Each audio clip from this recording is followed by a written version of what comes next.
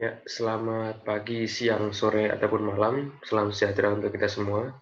Pada kesempatan kali ini, kami dari kelompok 6 yang terdiri dari Rian Belana, Ilham Rendito, Muhammad Daniel Lavanda, Kalinur Pambudi, dan saya, Bonifacius Kemenjegara Saduta, akan mempresentasikan materi mengenai transmisi HVDC atau High Voltage Direct Current. Untuk yang pertama, dari saya sendiri, Bonifacius Kemenjegara Saduta, Angkatan 17 NRP 45, langsung saja. Dilihat dari sejarahnya, transmisi HVDC ini mulai pada tahun 1930, di mana di tahun 1930 ini pengembangan transmisi HVDC dimulai. Nah, kemudian pada tahun 1941, sistem transmisi HVDC ini pertama kali ditempatkan di Berlin, Jerman, namun tidak beroperasi. Kenapa? Karena pada saat itu sedang terjadi Perang Dunia Kedua. Kemudian, baru pada tahun 1954, sistem transmisi HVDC ini pertama kali beroperasi di Gotland, Swedia. Nah, Gotland ini adalah suatu pulau di luar daerah utama dari Swedia. Nah, kita bisa lihat di sini, yang mana Gotland ini terpisahkan oleh lautan dari daerah utama Swedia. Nah, penempatan transmisi HVDC ini adalah menjadi solusi untuk menyambungkan dari Gotland ke daerah utama Swedia melewati lautan. Nah, maka dari itu dipasanglah kabel bawah laut untuk menyambungkan transmisi tersebut. Kemudian pada awalnya, HVDC menggunakan teknologi tabung atau mercury arc sebagai konverternya.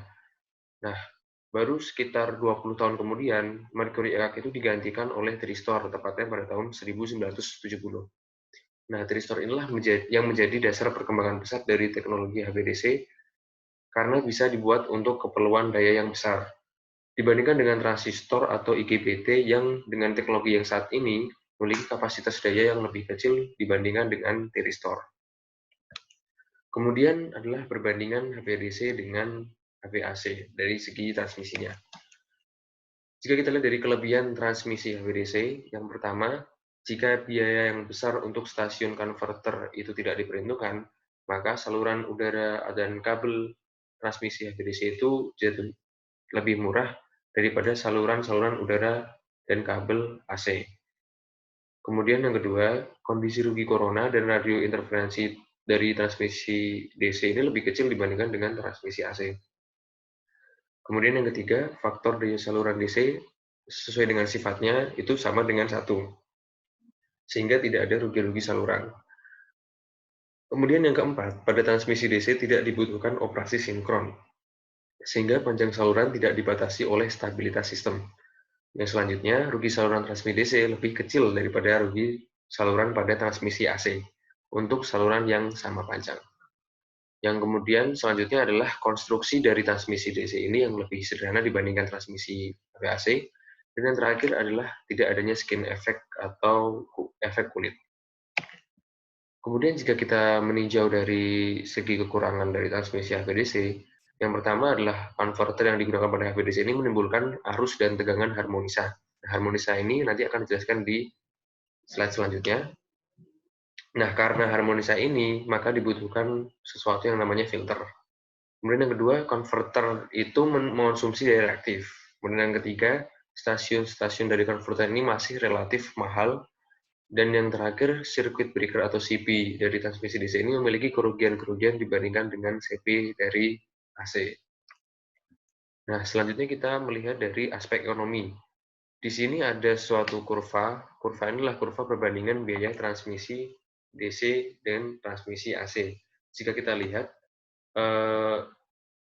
di sini ada HVDC station cost, di mana untuk membuat stasiun HVDC itu lebih mahal dibandingkan dengan stasiun HVAC. Namun, jika kita lihat dari keseluruhan grafik, di mana kita bisa membaca di sini semakin panjang transmisi dari masing-masing HVDC maupun HVAC, maka transmisi HVDC ini memiliki biaya yang lebih murah dibandingkan dengan HVAC. Misal kita ambil 600 mil dengan jarak 600 mil, kita bisa lihat di sini HVDC memiliki biaya yang relatif lebih murah dibandingkan dengan HV AC. Kemudian yang selanjutnya kita bisa meninjau dari aspek lingkungan. Dari aspek lingkungan ini, dari yang pertama dari segi medan magnet. Medan magnet dipengaruhi arus yang mengalir dalam konduktor itu dan panjang konduktornya. Kemudian HVDC ini memiliki densitas flux 25 mikrotesla untuk saluran transmisi 450 kV. Kemudian yang kedua dari aspek lingkungan yaitu medan listrik. Medan listrik ini muncul karena perbedaan potensial antara overhead conductor dan bumi serta awan yang memiliki charge. Nah, HVDC memiliki medan listrik yang kecil dibandingkan dengan HVAC. Kemudian yang selanjutnya adalah corona. Dari segi corona ini, HVDC Overhead Transmission Line memproduksi corona yang dapat memberikan kontribusi terhadap produksi ozon, namun masih jauh di bawah rate yang membahayakan. Nah, selanjutnya dari aspek lingkungan masih dari poin interferensi radio, TV, dan telepon yang sudah kita bahas sebelumnya tadi, switching pada thyristor valve atau converter dapat menyebabkan harmonisa hingga megahertz yang masuk dalam frekuensi radio, sehingga bisa berpengaruh pada jaringan telekomunikasi. Kemudian yang terakhir adalah dari acoustic noise, di mana salah satu sumber noise dari HVDC ini adalah dari transformatornya. Kemudian bisa dilanjutkan oleh teman saya. Terima kasih. Ya. Oke, nama saya Ilham Rendito, NRP 071117400081.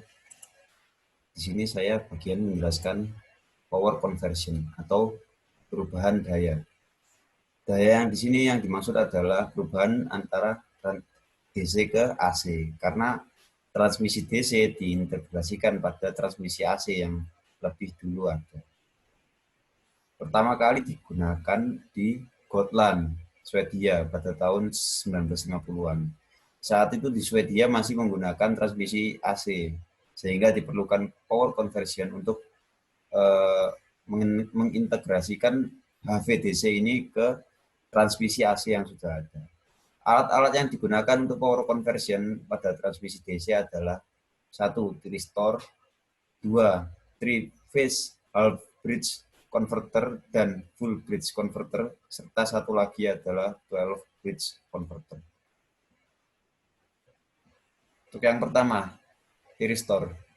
Thyristor adalah suatu switch yang dapat diatur firing angle-nya untuk T-on dan T-off. Artinya adalah alat ini dapat diatur sudut penyalaan ketika dia nyala atau ketika dia mati. Pertama kali diterapkan pada tahun 1967. Alat ini digunakan untuk menembak atau memotong sinyal AC biasanya. Ketika sudut sekian dipotong sehingga dapat dimatikan atau dinyalakan pada sudut sekian. Sifatnya itu murah, mudah diterapkan, dan rugi-rugi switching lebih rendah daripada semikonduktor lain yang lebih dulu. Pada tahun 2003 terdapat inovasi baru dari thyristor, yakni light triggered thyristor atau thyristor yang dinyalakan menggunakan cahaya dengan peak blocking sebesar 8 kV. Nah, ini ada grafiknya. Grafik ini menunjukkan bahwa setiap tahunnya peningkatan riset bahan mengakibatkan thyristor memiliki blocking voltage yang lebih baik setiap tahunnya. Artinya apa? Artinya transmisi DC semakin lama semakin mudah untuk diterapkan jika ingin diterapkan. Selanjutnya adalah three-phase converter. Converter ini mengubah AC 3 fasa ke DC dan sebaliknya. Mengapa diperlukan three-phase converter? Karena sebagian besar kelistrikan di dunia yang menggunakan transmisi AC menggunakan listrik 3 fasa. Alat ini menggunakan 6 thyristor. Dapat digunakan sebagai half bridge converter. Ini contohnya, half bridge converter. Menggunakan alfa 30 derajat. Dia memotong di titik 30 derajat hanya setengah gelombang saja yang dikonversi menjadi DC. Selanjutnya, full bridge converter. Ini contohnya ada di alfa 45 derajat. Mengkonversi secara penuh gelombang AC menjadi DC. Selanjutnya adalah 12 pulse converter. Alat ini diinovasikan karena kesusahan dalam memparalel suatu peralatan listrik yang berdaya besar. Karena memparalel peralatan listrik harus menggunakan alat yang sama, desain yang sama, dan bahan yang sama. Sehingga sifat kelistrikannya juga sama. Karena kesusahan itu, maka dibuatlah inovasi 12 pulse converter sehingga tidak perlu memparalel peralatan listrik konverter 3 fasa. Seperti bisa dilihat di gambar ini rangkaiannya. Keuntungannya adalah tadi lebih ekonomis, lalu harmonisanya lebih rendah dan lebih aman jika terjadi gempa bumi karena alat ini hanya satu bagian, tidak terpisah dua bagian. Saya Muhammad Daniel Avanda, NRP 071117400142 atau angkatan 17, nomor absen 142. Ya, di sini saya akan menjelaskan tentang harmonisa pada sistem DC dan AC pada transmisi high voltage direct current. Ya, sebelumnya teman saya, Dendi, sudah menjelaskan tentang power converter yang digunakan pada transmisi high voltage direct current. Jadi, pada sistem modern high voltage direct current, kebanyakan sudah menggunakan 12 pulse bridge.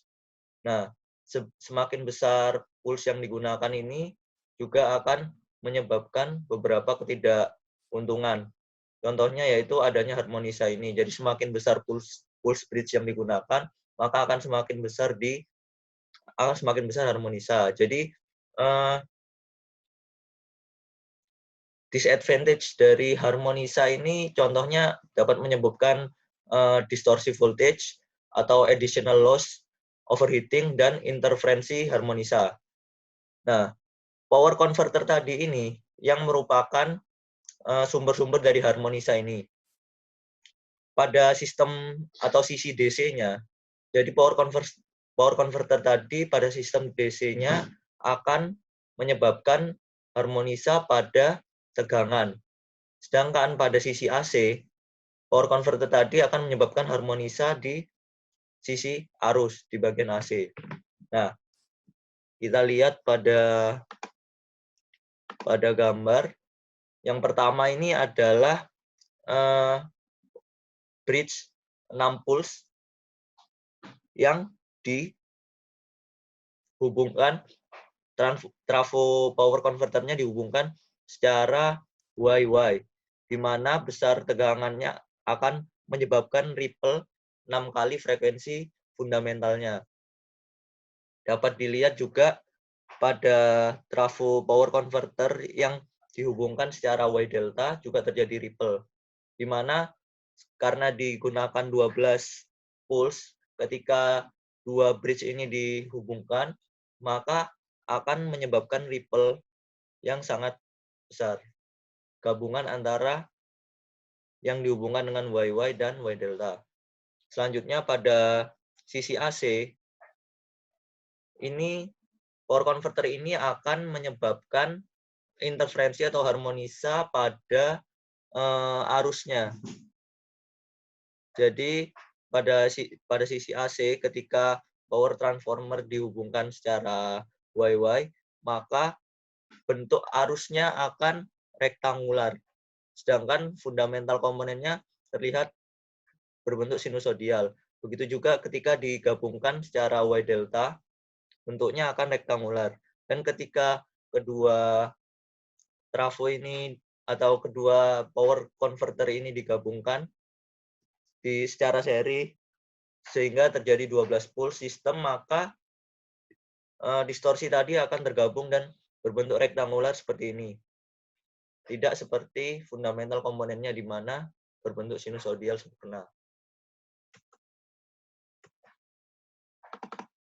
Ya, selanjutnya mengenai filter. Jadi filter ini dirancang untuk mengurangi dampak-dampak harmonisa tadi, antara lainnya menyebabkan interferensi jaringan telepon, rugi-rugi daya pada mesin dan kapasitor yang terkoneksi pada sistem. Terus harmonisa juga menghasilkan resonansi pada rangkaian AC sehingga menyebabkan over voltage. Terus juga dapat menyebabkan ketidakstabilan dalam kontrol konverter nantinya. Nah, ini contoh gambar dari converter station. Jadi di sini dapat kita lihat ada 12 pulse converter. Nah, di sini ini kan merupakan sisi AC-nya. Nah, jadi terdapat AC filter di sini.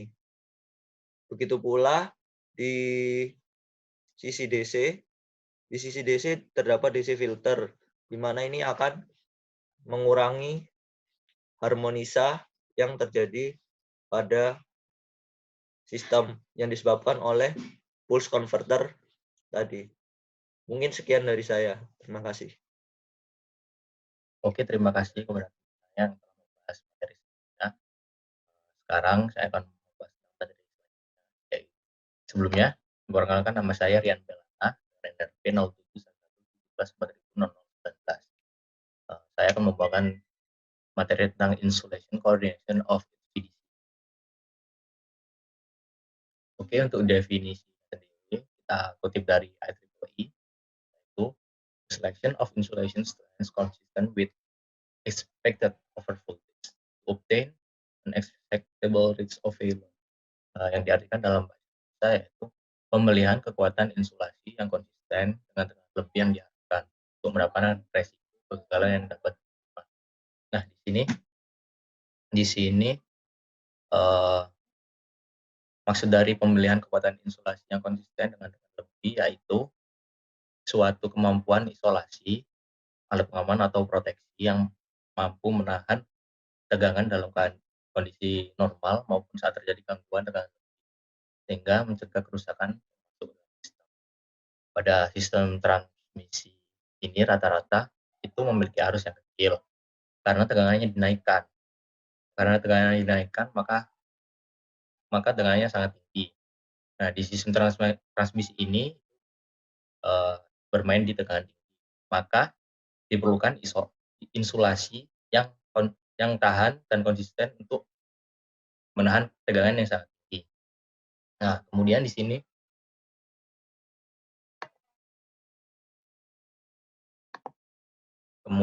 sini ada kata-kata dengan lebih. Ini apa yang dimaksud dengan lebih di definisi dari IEEE ini? Kita lanjut ke slide selanjutnya. Sumber tegangan lebih yaitu dari switching impulse dan lightning impulse.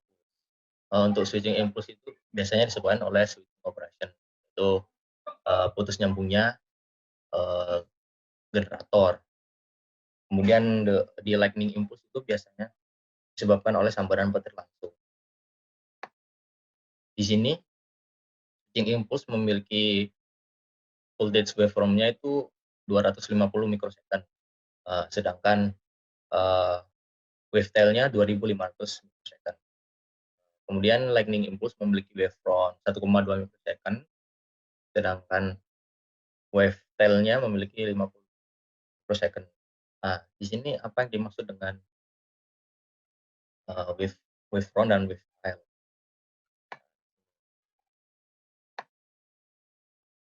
Untuk wavefront sendiri itu waktu yang diperlukan untuk mencapai V tegangan puncak atau V.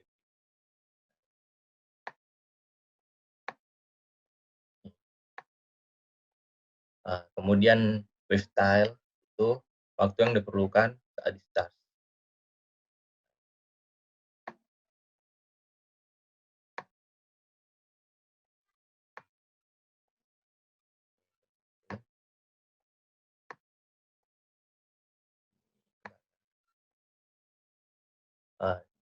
Di sumber tegangan lebih pada switching impulse maupun lightning impulse ini memiliki tegangan yang sangat-sangat besar.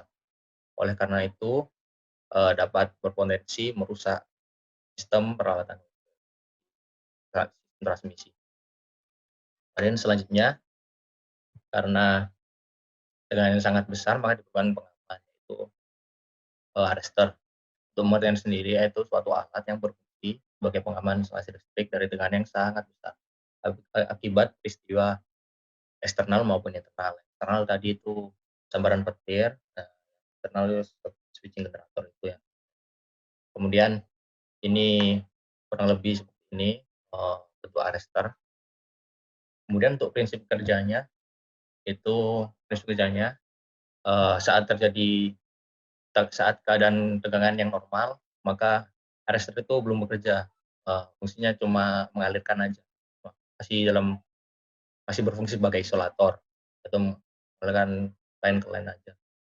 Dan ketika tegangan sangat besar, kemudian arrestornya bekerja secara otomatis, mengarahkan tegangan tersebut ke ground atau ke tanah.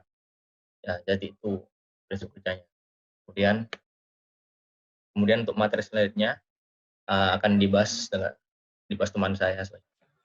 Assalamualaikum warahmatullahi wabarakatuh. Perkenalkan, nama saya Gali Nur Pambudi, NRP 07111440007003. Saya akan mempresentasikan bagian sistem instalasi transmisi tegangan tinggi DC dan juga aplikasi transmisi tegangan tinggi DC. Jadi untuk sistem instalasi transmisi tegangan tinggi DC ini, saya mengambil masing-masing 2 contoh sistem instalasi di negara Amerika Serikat dan di Jepang. Yang pertama itu di Amerika Serikat. Ada sistem transmisi yang bernama Intermountain Power Project, yang dimana menghubungkan bagian Utah dan California, Amerika Serikat. Intermountain Power Project ini merupakan sistem transmisi yang menggunakan konfigurasi bipolar, yang dimana konfigurasi ini merupakan 2 gardu induk konverter yang dipisahkan menggunakan 2 saluran arus bolak-balik yang berbeda kutub tegangan. Yang satu positif dan yang satu lagi negatif. Pada dasarnya, konfigurasi bipolar ini merupakan dua konfigurasi monopolar yang berbeda kutub tegangan. Sehingga masing-masing monopolar dapat dioperasikan secara independen. Sehingga satu kutub tegangan masih dapat beroperasi ketika kutub tegangan yang lainnya tidak beroperasi karena diakibatkan gangguan-gangguan. Intermountain Power Project ini menggunakan saluran udara dengan panjang 785 km dan dapat mentransfer daya maksimum 1920 MW pada 500 kV. Yang kedua ada sistem transmisi yang bernama Pacific DC Inter-T, yang merupakan sambungan transmisi daya listrik yang mentransmisikan listrik dari wilayah barat daya ke wilayah barat laut Amerika Serikat dengan rating daya sebesar 3.100 MW pada 500 kV. Pacific DC Inter-T ini mampu mentransmisikan dari kedua arah. Akan tetapi sebagian besar dari sistem instalasi ini itu mengalirkan lebih besar dari barat laut ke barat daya. Jadi untuk sistem instalasi ini dia mengambil keuntungan dari penggunaan perbedaan konsumsi daya listrik antara bagian barat laut Amerika Serikat dengan barat daya Amerika Serikat. Jadi secara umumnya, misal ketika musim panas itu di bagian barat laut mengkonsumsi daya yang lebih besar, sedangkan di barat daya mengkonsumsi daya yang lebih rendah.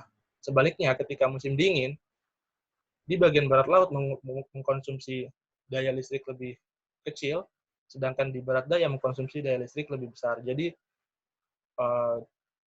dua sambungan ini saling nge-backup satu sama lain.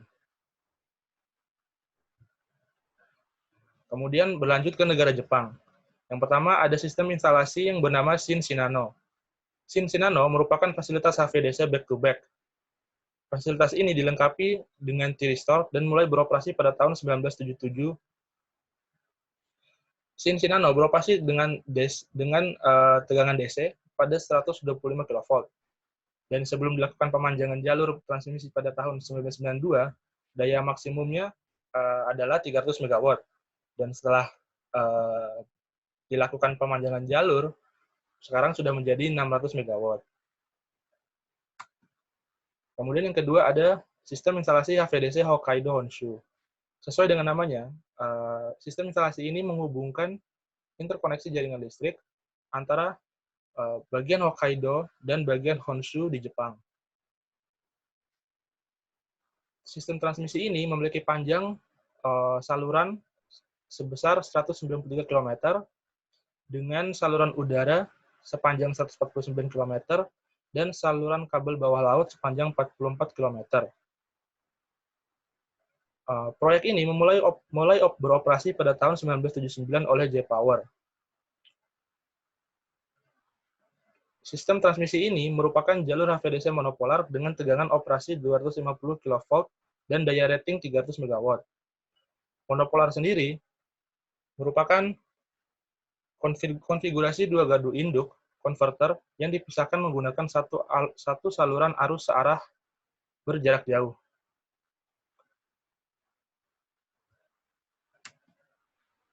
Kemudian selanjutnya untuk aplikasi transmisi tegangan tinggi DC. Yaitu ada 4. Yang pertama, untuk transmisi jarak jauh. Jadi, transmisi tegangan tinggi DC ini sangat cocok untuk digunakan sebagai pengaplikasian transmisi jarak jauh, dikarenakan menggunakan tegangan tinggi DC itu tidak menimbulkan skin effect losses dan juga hysteresis losses, yang dimana tegangan tinggi AC itu dapat menyebabkan skin effect losses yang akan berakibat pada mahalnya biaya dari kabelnya. Jadi untuk transmisi jarak jauh, sistem transmisi tegangan tinggi DC itu sangat murah untuk di sektor penggunaan kabelnya karena pengaruh skin effect losses tadi. Akan tetapi, pada dasarnya sistem transmisi tegangan tinggi DC ini untuk pemasangan awal dia jauh lebih tinggi dibanding sistem transmisi tegangan tinggi AC. Dikarenakan untuk sistem transmisi tegangan tinggi DC dia harus dipasangkan konverter dan juga inverter di kedua ujung saluran guna dapat berintegrasi dengan generator AC yang ada di terminal-terminalnya. Kemudian untuk yang kedua adalah asynchronous interconnection atau back-to-back. Jadi, untuk sistem transmisi tegangan tinggi DC ini, karena dia merupakan arus searah, maka dia tidak memiliki polaritas, dan akhirnya dia tidak memiliki frekuensi juga. Jadi sangat cocok untuk digunakan sebagai asynchronous interconnection, di mana asynchronous interconnection ini dapat menyambungkan dua gardu induk atau dua terminal yang berbeda frekuensi.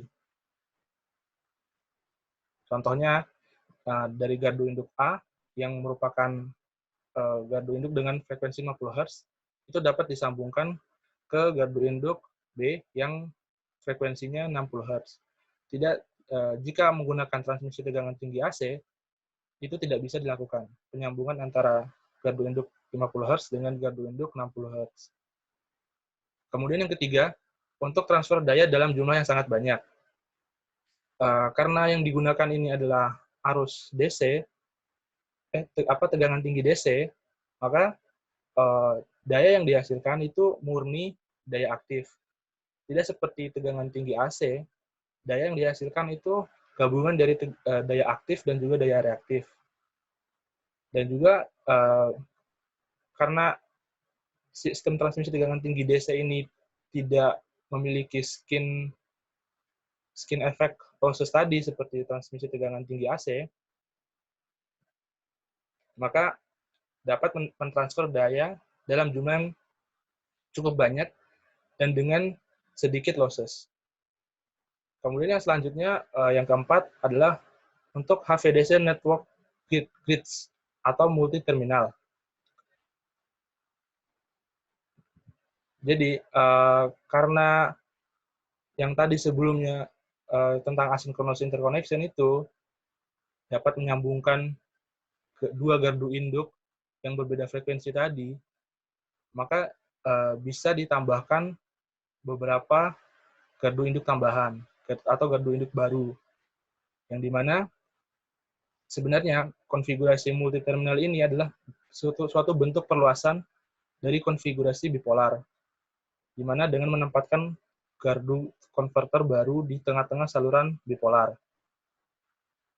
Untuk jumlah salurannya sendiri, itu tidak terbatas, tidak hanya satu yang bisa ditambahkan, bisa lebih banyak lagi.